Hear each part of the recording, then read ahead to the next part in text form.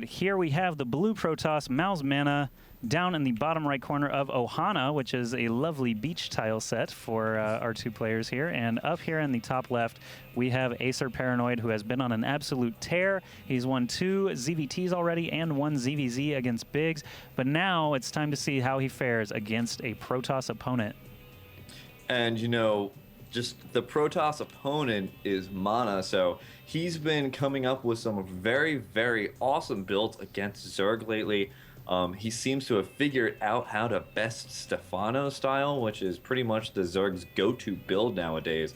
Even Jaedong himself has come in and said that Stefano is his favorite Zerg player. So if Paranoid does go for that type of a build, Mana's going to have the perfect answer for it. Yeah, I'm really curious. I don't think, I'm not sure how, like, the super mass hatchery builds that he's been going against Terran, I'm not sure how that would fare against Protoss, just because warp-ins are so constant, and, I mean, you don't have that travel time like you have for medevacs and stuff like that. If he sneaks a pylon somewhere, it's going to be really hard to hang on to a third. If Mana successfully keeps Paranoid split between his bases, it can be really devastating. Mana also very, very proficient with Blink Stalkers, and this map is a really good one for Blink Stalkers. There's so much cliff line on the main right in front of the natural, so you know, if the Stalkers positions themselves correctly, you don't know if they're going to blink into the natural, blink into the main. They could hang out by the third. There's that destructible rock between the second and the third. Just Blink Stalkers lend themselves to this map very, very well. And look at this, Paranoid actually getting a pool far before a hatchery, just because, you know, you kind of have to when you have that probe. Being a jerk in your natural area. And yeah, I mean, you have to be very, very scared of the Forge Fast Expand. Be wary of the Forge Fast Expand, for photon cannons are abundant if you do try to go for that 15 hatch first. And, you know, that's just one of those things that Zergs have just kind of been like, all right, you know what? It's a necessary evil. I have to go for that pool first. This isn't the weak Terran race. I actually have to be up on my toes against Protoss.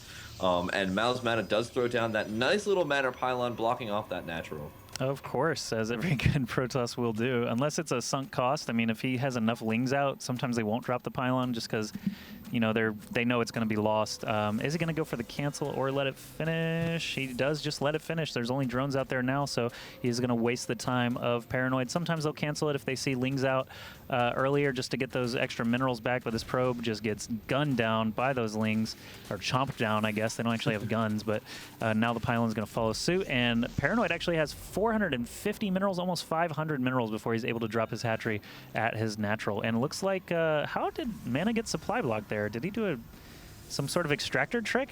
Did he lose a pylon? No, he lost his pylon. He built a probe pylon, a little bit too early, yeah. and losing that pylon threw him just a little bit over the edge there. Good God. Which was a bit of a shame, but I mean, that is one of the necessary evils, you know?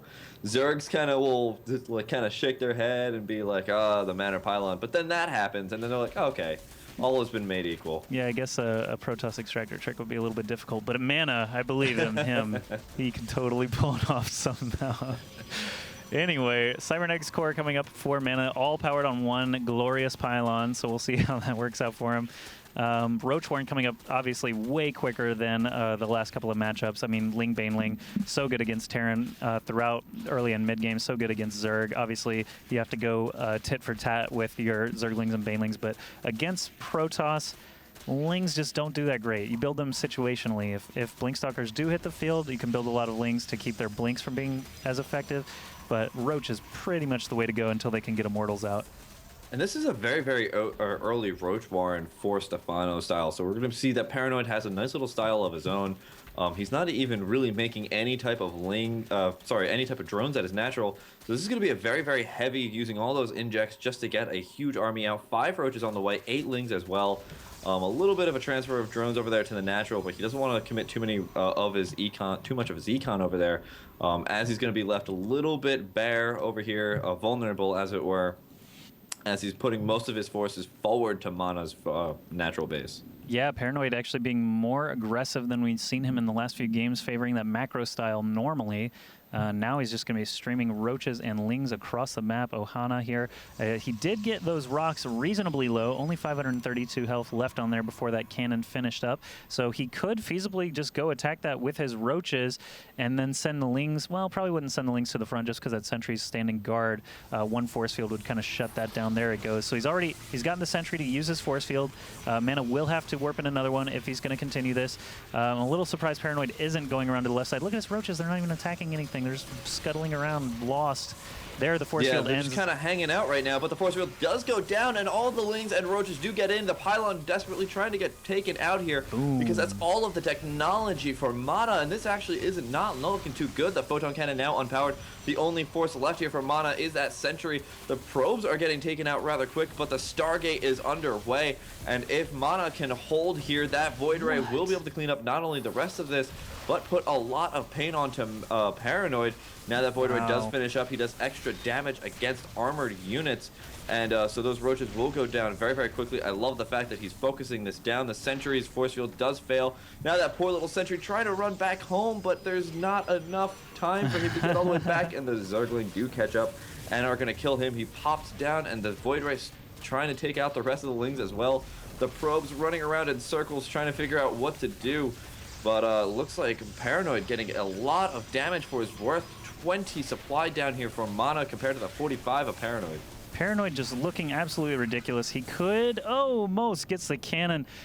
I was going to say, wow, he's up by 27 supply. That's ridiculous. Like, ParanOid just playing incredibly good. This could be his, you know, just his day. Like, could be his crowning crazy achievement, taking out not only all the other players, but MaNa himself. MaNa just looking like, I don't know what he's going to be able to do. This Void Ray obviously is a great thing to have on your side against, you know, Ling Roach, but if these cannons can hold long enough, maybe MaNa can just chrono boost his economy long enough, but he's going to need some more sentries. He's going to need another wall off. Once these destructible rocks go down, ParanOid will have another in. There are 2 cannons there, so there, actually 3 cannons before he can even reach the ramp. So MaNa very quick with that force field.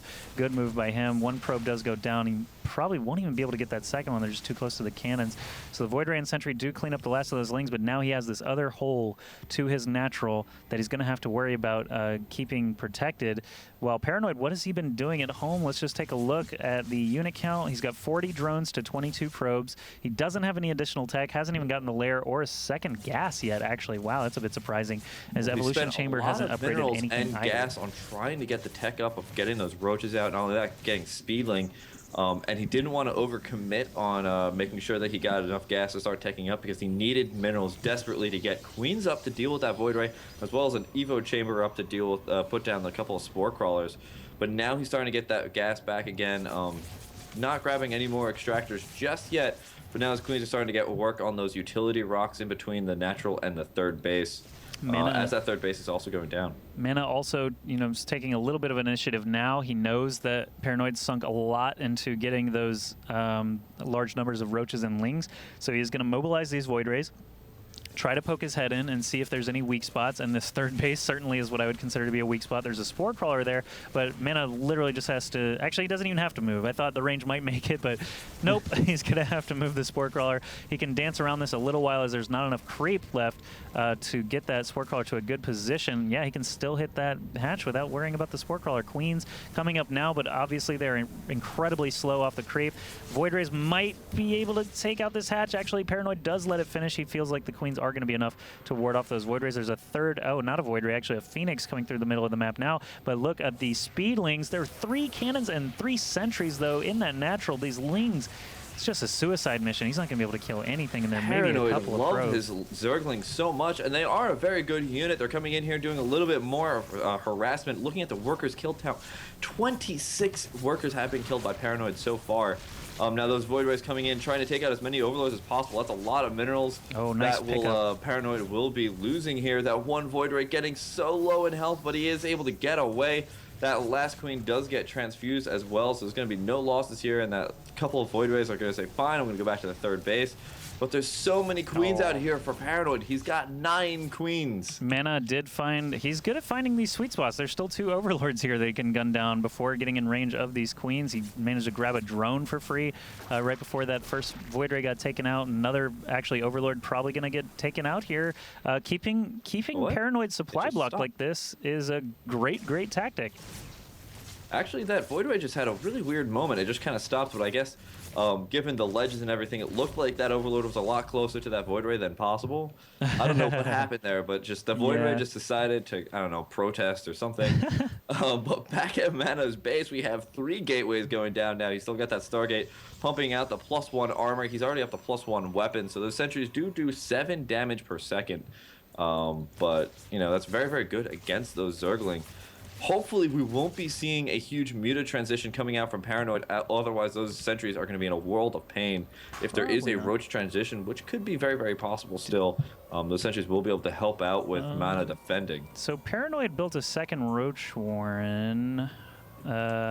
Maybe he was scared that the Void Rays were going to be able to take it out from the sweet spot off the side of the map. But, you know, now that he has 2 Roach Warrens, once this hatch becomes a lair, he will be able to upgrade both. Yeah, Tunneling Claws and I've seen it before, and the first time I was like, this is silly. This is like 4 engineering bays or something. But yeah, I've seen it before once or twice where you get just a double tech really quick.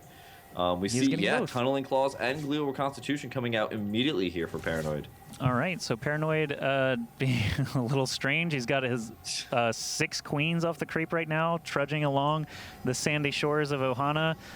There's a couple of cannons. I do like the style of this Protoss where you just kind of build cannons all over the place because it just prevents Ling run-bys that much better. But we have a lot of force fields going down. All these queens are trapped in the force fields. He has so many sentries and immortals. Just 1 immortal, but that's going to be enough to blast down these queens through the transfusions. Not enough Lings to deal with that. Guardian Shield protecting all those units from the queen ranged attacks, and just not enough Lings. Even the Zealots getting tons of kills. Just between these 3 Zealots, there's 19 kills, something like that? No, about 16 kills, but just 3 Zealots, 16 kills. That's pretty incredible. And I don't think very much died at all there for MaNa. MaNa stabilizing so well after that early game ridiculousness. Beautiful force fields I think I've ever seen. But that's to be expected from MaNa nowadays. And, you know, he's got this 3rd base up. None of those immortals went down, and that's a really important key as well. As we're moving on into that Roach Warren play, those immortal numbers are going to be incredibly pivotal because right now they do 55 damage per shot against armored units. Just the sheer number of sentries they're protecting against 6 queens fire. Like, normally you see this number of sentries against, I don't know, Hydralisks, but, like, when do you ever see that? Against mass queens, it just works so well because they're so slow. When do you ever see queens come out to be so forward, except for in those weird, quirky, after patch note kind of days? Well, they're never going to be able to dodge force fields, and their damage reduced so much against Guardian Shield. The Sentry is just really the perfect answer, and it keeps the Lings off of the Immortals. So the Immortals just blast down those queens. All really good stuff from MaNa. And Paranoid putting up his, what, 5th hatchery? 6th hatchery. He's got 1 in his main, acting as a macro hatch. So 6 hatches, tons and tons of larvae will be available. He does still have that supply lead by 24, but he's going to need a better composition than what he's got to be able to take on that number of sentries, zealots, and immortals. And now Stalker's been added in the mix with Blink. With Blink, yeah, and he's also getting the +2 weapons on the way and a fleet beacon. You know, back in the old days, I remember being very excited for seeing fleet beacons because that meant like a mothership, and that wasn't too common. But we've been seeing it a lot in the PVZ matchup, and I really love it. The mothership is just one of my favorite units. Yeah, I hope we get to see it. It's going to allow MaNa to get a really good map control. This game is going longer. I think this might be the longest game we've had yet. Morrow, that last game was pretty long, but MaNa stabilizing after having only 19 supply against 50 earlier in this game. That's incredible. How he's managed to stabilize. MaNa is one of the best players out there, and you know this is exactly what Mouse Sports needs right now against Acer. 2 big developments here: 9 infestors on one side, 1 mothership on the other. So this could be a lot of fun. Hive also coming up. Neural parasite being researched, so we could see a neuraled mothership before this game is over.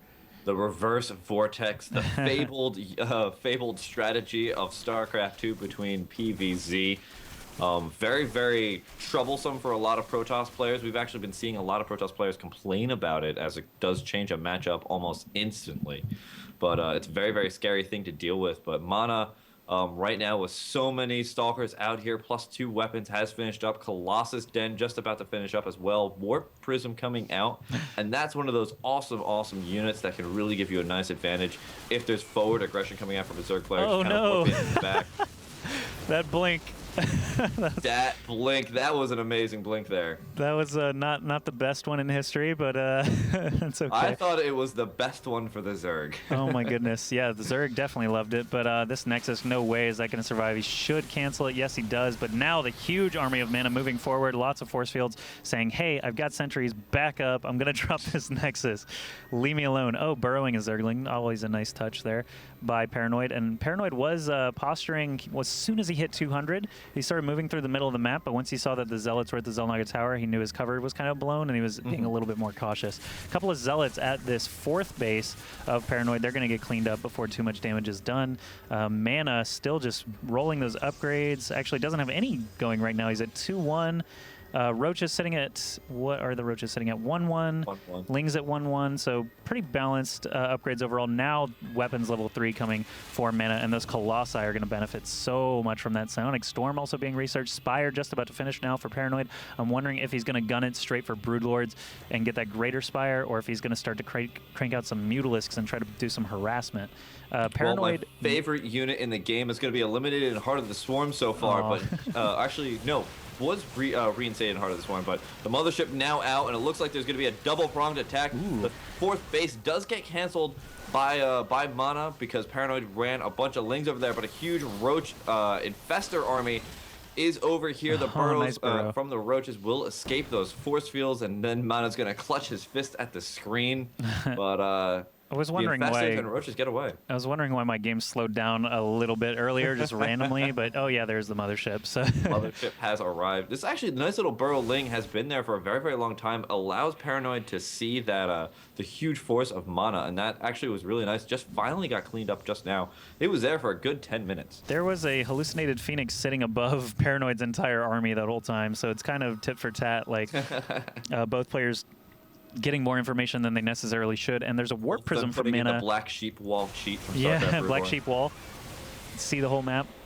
There's a warp prism for Mana hanging out by that 4th base of Paranoid. That's probably where those Zealots came in earlier, but that they didn't manage to do much damage. But now we have actually both armies a little bit displaced. Paranoid up by Mana's main base, and Mana, oh, he's going to be able to come back and swipe all of this off the board with that massive force that he's got there. There is an observer in play, so he's going to be able to get in there and stop these Roaches before they really, they're a little too scattered to actually do any major damage, it looks like. But you know what these Roaches are trying to do, and this is what I'm really, really scared about for Mana right now, is these Roaches are freeing up a lot of supply. Now, Paranoid was pretty down in supply before. He is but now. But now he can completely resupply in the army he wants, which is Lings. That's 74 Lings now in production, and more Corruptors to make a lot of Broodlords. Greater Spire did finish up there. We have a good amount of Broodlords now coming in, 7 at the current moment. He got a second Spire, too. too. Going for that, the Vortex from the Mothership, there's already a good amount of Archons out on the field. Oh, that's true. And so as this game goes further, I tend to favor Mana just more and more because I think he's a little bit more experienced in these situations. He's got his Mothership out. That's his sort of ultimate weapon. And he's got this Warp Prism hanging off the right side of the map, just waiting for that moment. He's such a good multitasker as well. So this Mothership, obviously, keep an eye out for the Money Vortex and that Warp Prism. He can just utilize at any time. Look at that Paranoid actually taking a base just above Mana's natural. That is ballsy. But both very, very aggressive Zerg strategy coming out here. Yeah, Paranoid both pulling armies. even his drones into the 4th base of Mana to harass the mineral line. But Mana reciprocating his attack on the 4th base for Paranoid. The 5th base still mining, mainly just gas over there, but everything's going down over here at the 4th base. He doesn't even need his Archons to get in there. It looks like a Neural Parasite actually happened just for a brief second, but that Infestor must have been slaughtered because it gets freed up again right away. More Broodlords jumping into the pit, and there's no Archons there, so the splash is not going to take them all out instantly, but there are just so many Stalkers and Sentries to be able to clean everything up. And the Mothership does go down to those Corruptors, but it's okay. Mana up by a huge amount of supply, and he just has his death ball rolling through Paranoid's third base now. Yeah, 3 more Broodlords desperately trying to come in here for Paranoid, but Mana is cleaning up everything. There's only 1 mining base left, really, for Paranoid, and that's going to be very, very difficult to fund this Broodlord initiative, as he only has 150 minerals to 400 Vespene gas in his bank, whereas Mana floating 2,000, 1,000. And he's just able to reproduce everything he needs to at 177 food supply to 75 right now for Paranoid. Really incredible game from Mana. There's a bunch of action going on at the 5th base now as well. These Lings are getting slaughtered by DTs down in Mana's former base, but Zealots just cleaning everything up. The death ball's still rolling, no chance of slowing down at this point. They're even being able to pick off some of this Overlord farm taking place in the middle center there, center top rather. But now the Greater Spire is starting to get focused down. Obviously, without that, it's going to be I mean, it's already over. It's already pretty dire straits. But look at the Paranoid middle right now, and it's good to see that his reign is coming to an end at the hands of such a good player like Mana, especially after such aggression was shot down by Mana. But Mana was left in such a bad position after that. He was able to come back, and this is just one of those success stories of, you know, Mouz Esports was on the brink of destruction at the beginning of this game, but now with Mana coming in here, it looks like they are going to be able to take at least 1 more game off of Acer, possibly before they go out. Man, but Mana, he can reverse. Mana was down to just 19 supply against 50 when this game started. I thought Paranoid was just going to drop the hammer and be done with it. Like, you know, knock the dust off his shoulders and say, "I'm Paranoid. Hi, nice to meet you, Mouz." But there's the GG. He had no mining left at all. So great job by Mana stabilizing and eventually taking that game 6. Ridiculous play.